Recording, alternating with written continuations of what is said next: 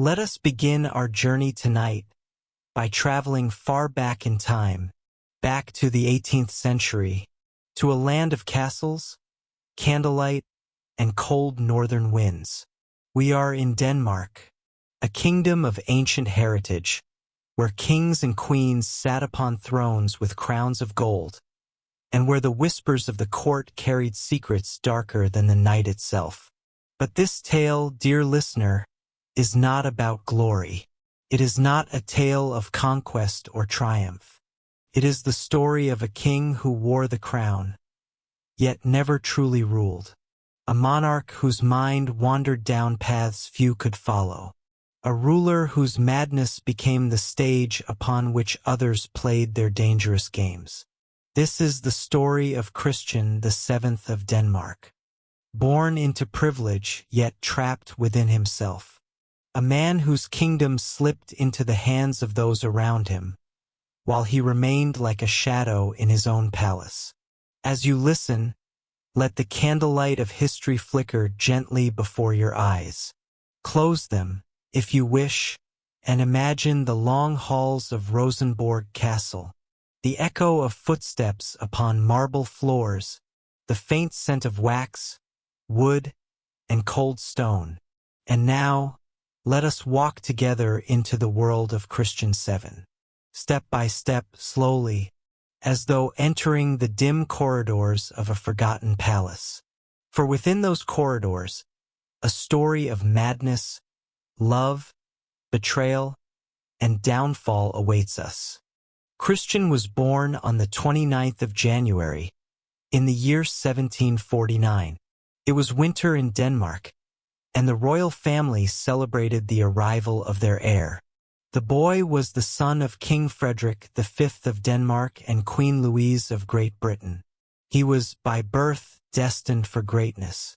A prince, wrapped in fine silk, cradled in the arms of nurses, watched by courtiers who whispered of the bright future that awaited him. But beneath the silks and songs of celebration, something was already amiss. When Christian cried, his cries sometimes turned into laughter, strange, echoing laughter that startled those around him. When he looked into the eyes of others, his gaze often drifted away, unfocused, as though his thoughts lived in a world unseen by anyone else. At first, these peculiarities were dismissed. "He is but a child," they said. Children are often unusual in their ways. But as the years passed, the shadows grew longer. Christian played, yes, but his play was restless. He laughed at moments when others were grave. He wept when nothing had happened. And when he sat alone, he would sometimes speak softly to no one at all. The court grew uneasy.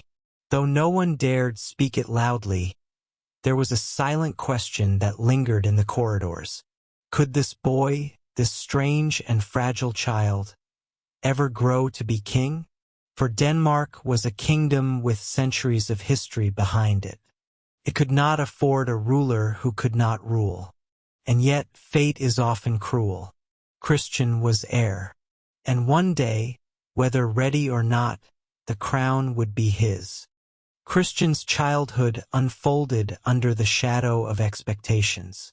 He was taught languages, courtly manners, and the arts of governance.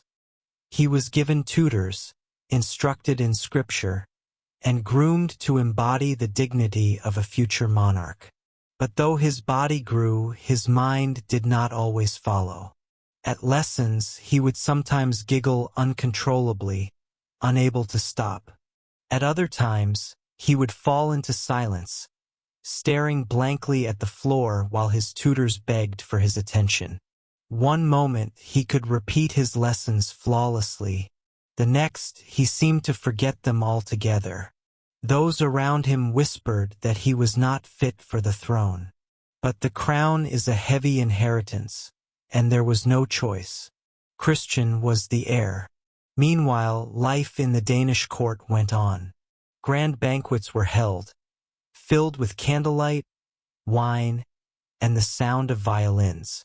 the nobility dressed in silks and velvets, their powdered wigs towering above their proud faces.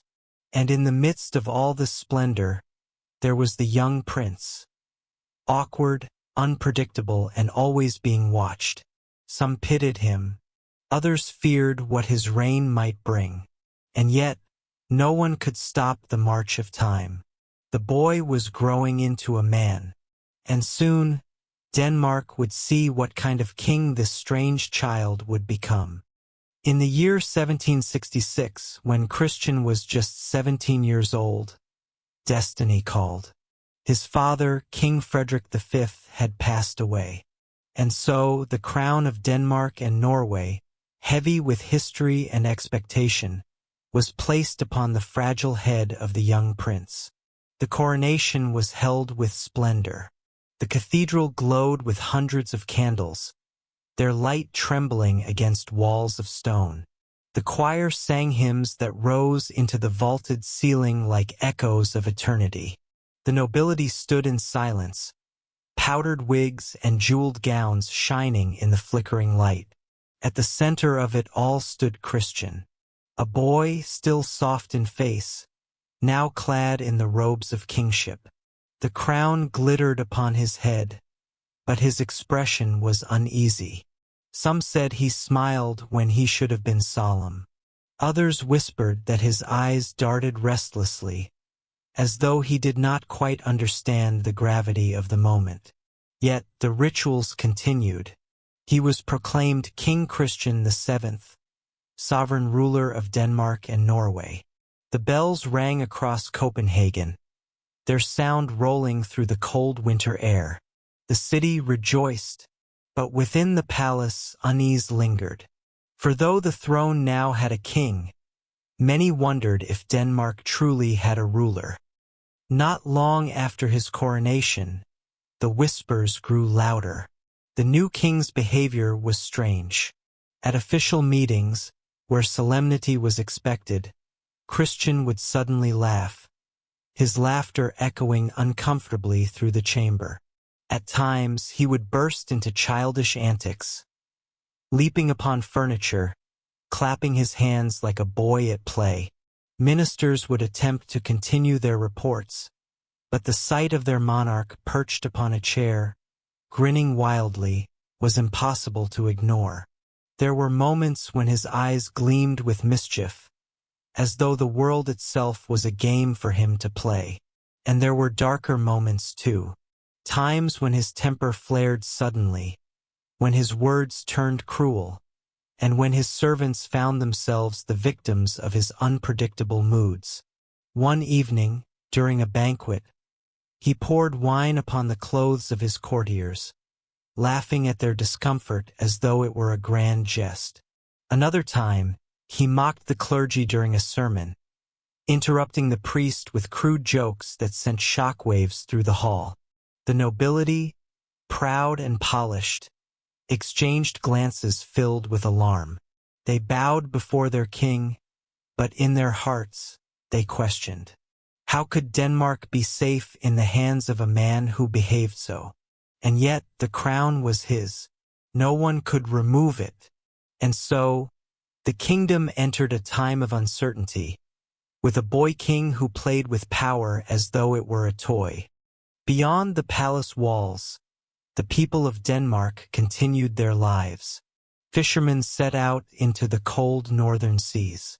Farmers tended to their fields under the gray northern sky. Merchants filled the markets with goods from across Europe. The kingdom on the surface remained steady, but those who heard the rumors from the palace knew that something was wrong.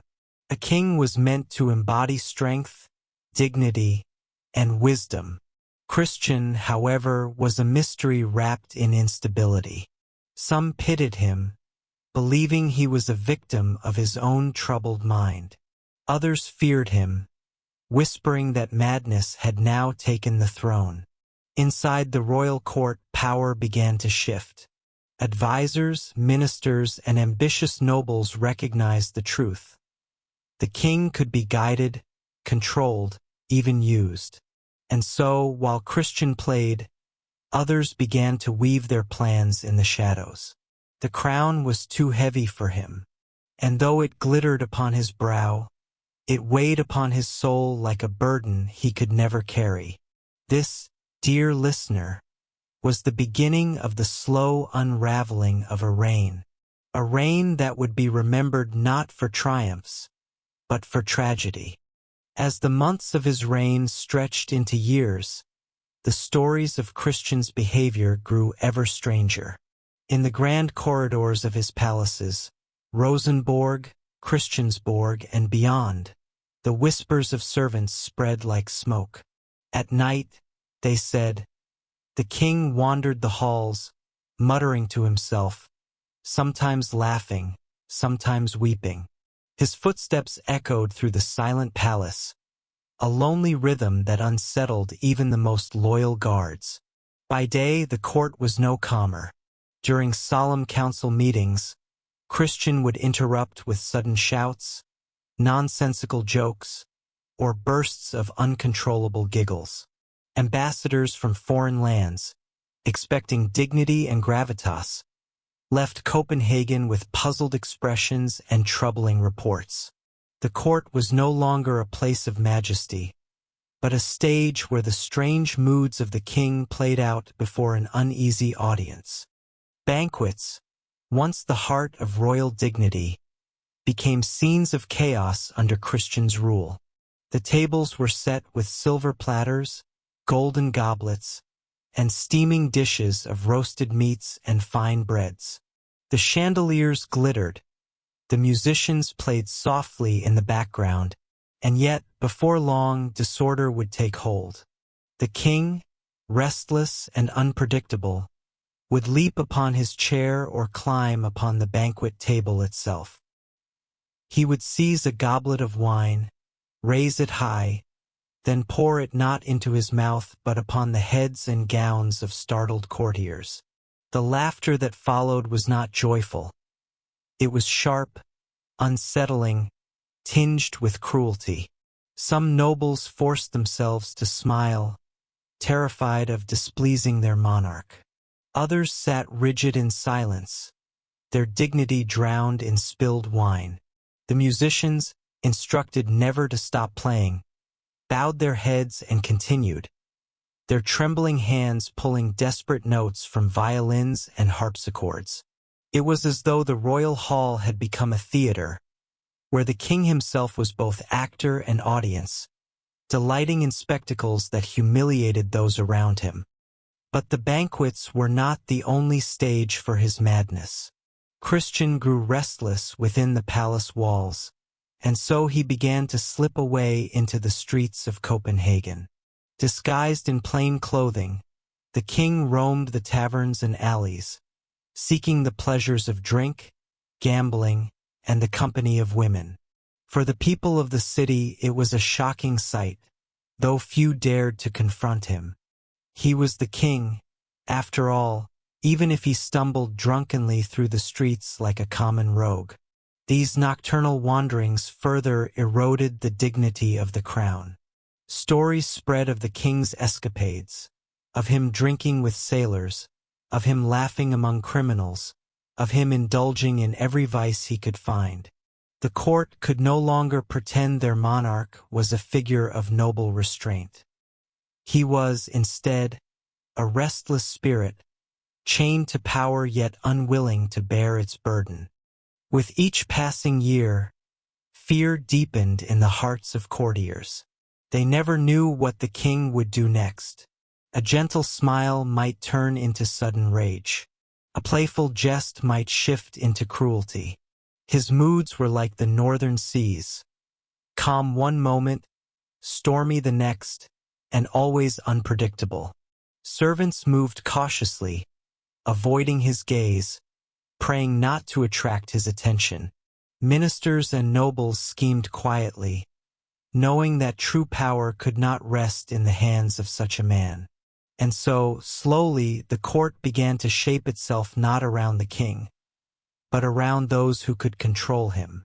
For Christian, though crowned, was already slipping into the role of a puppet. His madness was no longer merely a personal affliction. It was the fate of the kingdom itself. In the year 1766, the same year he became king, Christian was wed. His bride was Caroline Matilda of Great Britain, the younger sister of King George III. She was just 15 years old when she crossed the sea to Denmark. A girl of beauty and brightness, raised in the courts of England, and now thrust into a foreign land where her destiny was bound to a troubled monarch. The wedding was held with magnificence. The halls of Copenhagen glittered with jewels, silk gowns swept across polished marble floors, and the air was filled with music, laughter, and the ringing of church bells. To the world outside, it was a match of dynasties, a union of power between Britain and Denmark. But within the marriage itself, there was little harmony. Caroline Matilda soon discovered what many already knew, that her husband was not a man of steady mind. He mocked her, neglected her, and left her alone for long stretches of time. At moments he was affectionate, almost childlike, but the affection vanished as quickly as it came, replaced by cruelty or indifference. The young queen, far from her family, isolated in a foreign court, began to feel the weight of despair. It was during these troubled years that another figure entered the stage, Johann Friedrich Struensee. A physician from Germany, Struensee first came to Christian's service as a personal doctor. He was intelligent, calm, and persuasive. Unlike others, he did not mock the king's eccentricities. Instead, he soothed him, listened to him, and gained his trust. Christian, so often restless and unsteady, seemed to find comfort in Struensee's presence. And slowly, step by step, the physician's influence grew. At first, he offered advice on matters of health. Then, he gave counsel on matters of state. And soon, he was guiding decisions far beyond medicine. The court began to whisper. The king was not ruling alone. Behind the throne, there stood a doctor, soft-spoken, cunning, and ambitious. Caroline Matilda, trapped in her unhappy marriage, found in Struensee not only a court physician but also an ally. The doctor treated her with respect and kindness, something she had rarely known in her new life at court. At first, their bond was practical. They shared concerns over the king's well-being. They spoke of reforms, of new ideas spreading across Europe, the Enlightenment, liberty, and progress. But soon, the connection between them grew deeper. Loneliness drew the young queen closer to the man who listened to her. And Struensee, ambitious yet captivated, found himself drawn to her intelligence and warmth. Whispers began to stir in the palace. The queen and the doctor were often seen together. Too often, and in a court filled with sharp eyes and sharper tongues, it was not long before suspicion turned to scandal. Whatever the truth of their intimacy, one fact could not be denied. Together, the queen and the doctor grew powerful.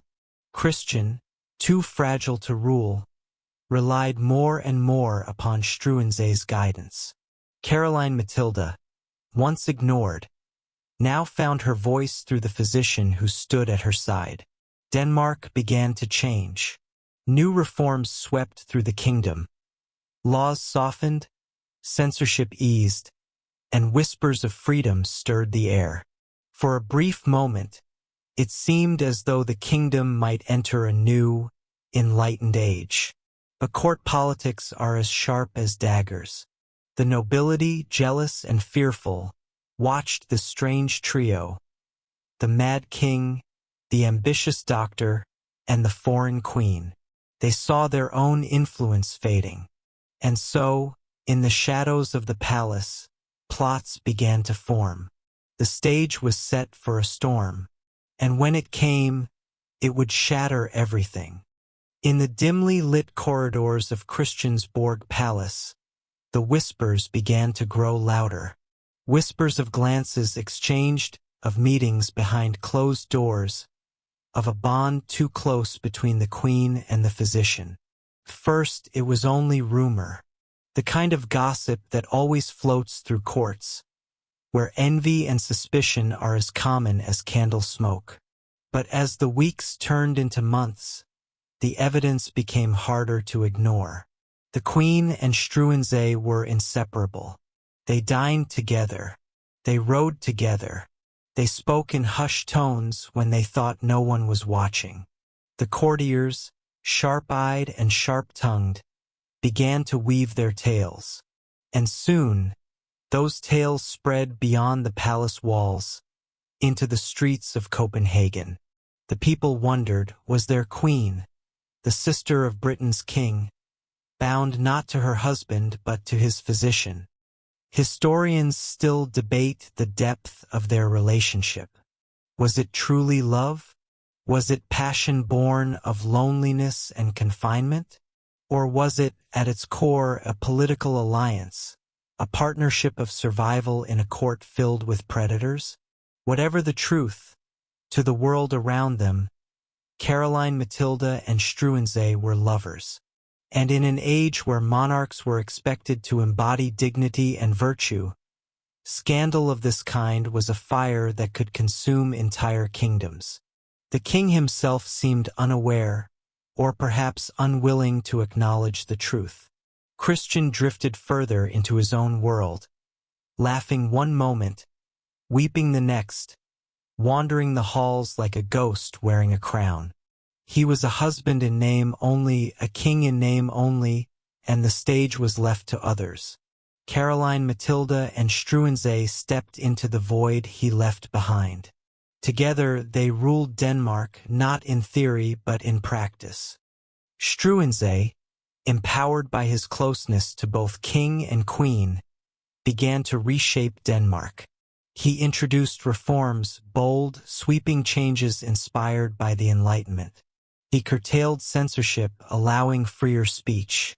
He reformed the legal system, softened punishments, and worked to bring a sense of fairness where once there was cruelty. He sought to modernize agriculture, to improve medicine, to strengthen education. For a brief, shining moment, it seemed Denmark might be stepping into a new age. The people, weary of rigid traditions, felt hope stir in their hearts. Here was progress, here was reason, here was light. But in the gilded halls of the nobility, the reaction was very different. The nobles seethed as their privileges slipped away. They saw themselves diminished, their ancient powers threatened by the hand of a foreign doctor. And they whispered to one another that this man was not merely a reformer. He was a usurper. The whispers soon turned into plots. The nobility, wounded in pride and power, began to gather in secret. Letters were exchanged, sealed with wax, carried quietly by trusted hands. Behind heavy doors, plans were drawn.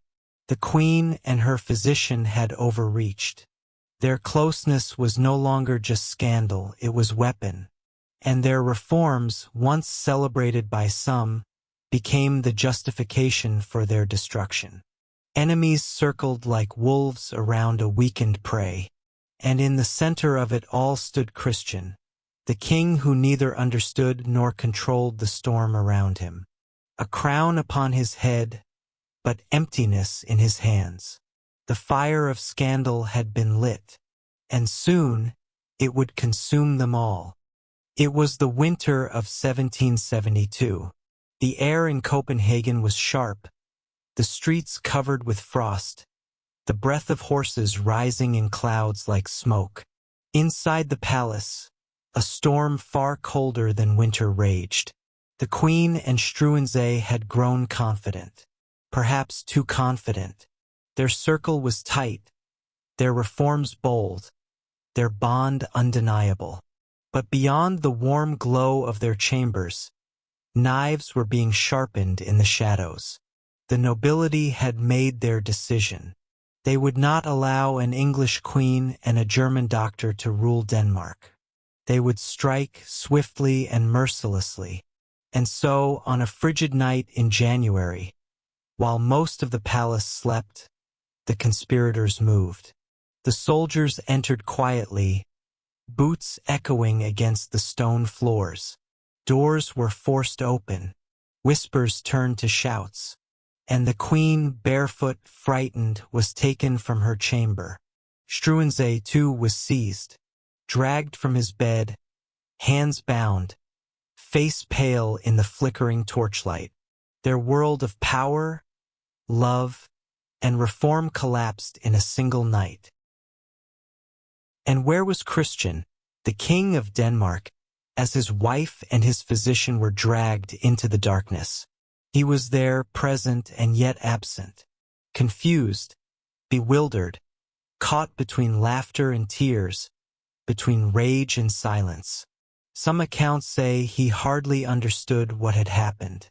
Others whisper that he was led, gently but firmly, to sign the orders that sealed their fate. A king used as a tool, as he had been all his life. The monarch remained, but the man was lost. Christian VII watched his kingdom shift around him like a dream he could never wake from. Struensee's trial was swift, merciless, and drenched in hypocrisy.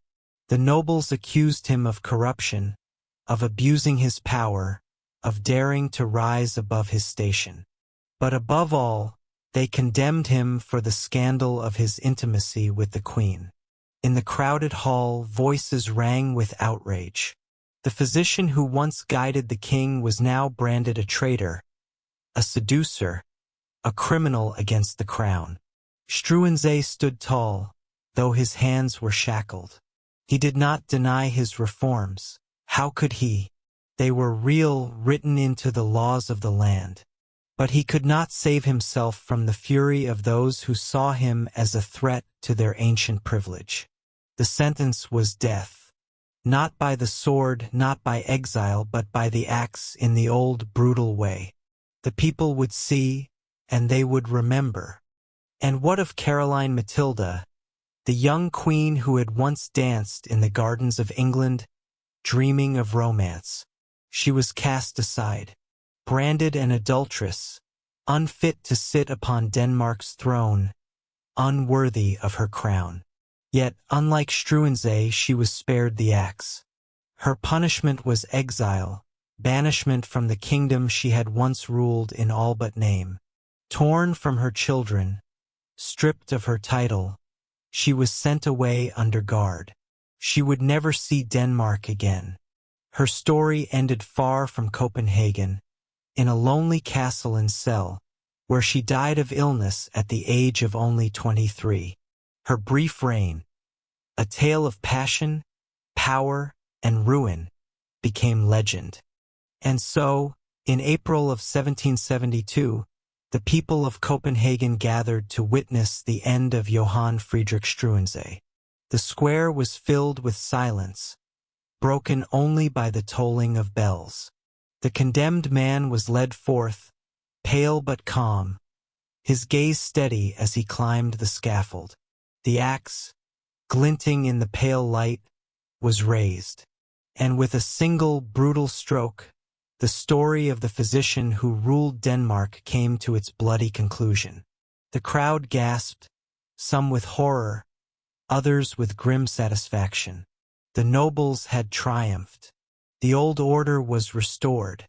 But the memory of that day would linger for centuries, carved into the conscience of Denmark. And so it was done. The queen was gone. The physician was dead. And the king, King Christian VII, remained, a lonely figure wandering his own palace, haunted by ghosts he could never understand. For the rest of his life, Christian lived in the shadows of others. Regents, ministers, and advisors ruled in his name, while the king himself drifted deeper into madness, laughter echoing through the silent halls. He died in 1808, remembered not for his reign, but for the tragedy that consumed it. The story of Christian VII is not the story of a king who ruled his kingdom. It is the story of a kingdom that ruled its king. A tale of power, betrayal, and madness whispered still in the corridors of history.